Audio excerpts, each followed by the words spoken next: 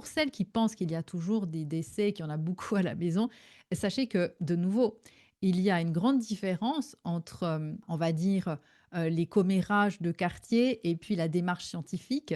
C'est que la démarche scientifique s'appuie sur des chiffres. Alors, pour celles qui ont peur et qui se disent: «Mon Dieu, mais quelle horreur!»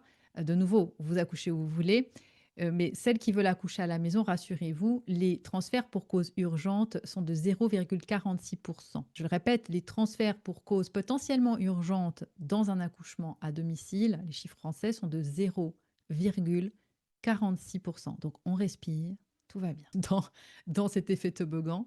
Mais quand on voit cette scène, elle fait mal au cœur parce qu'en plus, il y a une expression abdominale. Je rappelle que l'expression abdominale, c'est quand on appuie sur le ventre de la maman pour faire sortir le bébé.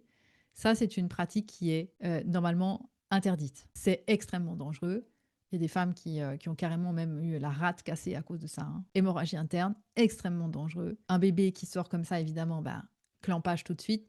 On va le réanimer, donc il ne va pas récupérer tout son sang, parce que c'est important aussi de savoir que le bébé doit récupérer une très grosse partie de son volume sanguin à la naissance. Et donc là, bah, parce qu'il faut le réanimer, voilà l'effet toboggan, parce qu'on a créé des problèmes, bah, il va falloir les résoudre après.